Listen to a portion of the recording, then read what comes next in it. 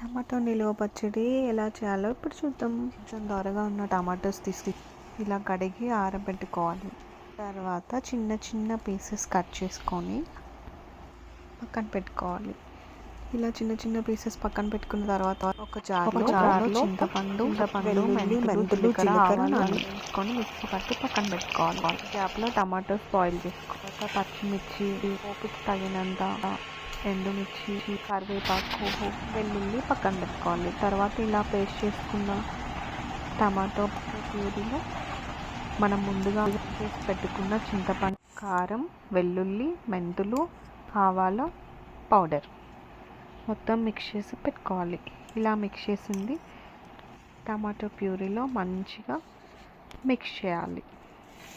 తగినంత సాల్ట్, కారం అన్నీ వేసుకొని మీన్వైల్లో మిక్స్ చేస్తూ ఉండాలి. ఇలా మొత్తం మిక్స్ చేసి దగ్గరికి అయిన తర్వాత మంచిగా అయిన తర్వాత మళ్ళీ మనం పోపు చేసుకోవాలి.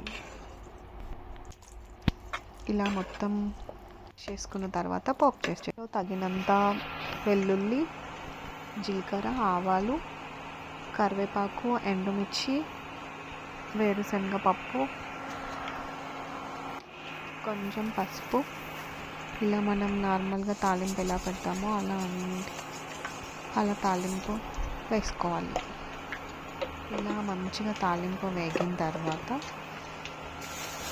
చిటిపటలాడి మంచిగా దగ్గరికి మంచి ఫ్రై అయ్యే వరకు గోల్డెన్ కలర్ వచ్చే వరకు వేయించుకోవాలి. ఇలా గోల్డెన్ కలర్ వచ్చిన తర్వాత మనం ముందుగా పక్కన పెట్టుకున్న టమాటో ప్యూరీని ఈ పోపులో వేసుకోవాలి. పోపు ఇలా గోల్డెన్ కలర్లో వచ్చాక స్టవ్ ఆఫ్ చేసుకోవాలి. ఈ వేడి ఇలా ఉన్నప్పుడే కొంచెం వేడివేడిగా ఉంటుంది కదా, అలా వేడివేడిగా ఉన్నప్పుడే మనం పక్కన పెట్టుకున్న టమాటో ప్యూరీని ఇందులో యాడ్ చేసుకోవాలి. అంతే, 6 months 1 year వరకు నిల్వ ఉండే టమాటా చట్నీ రెడీ అయిపోయింది.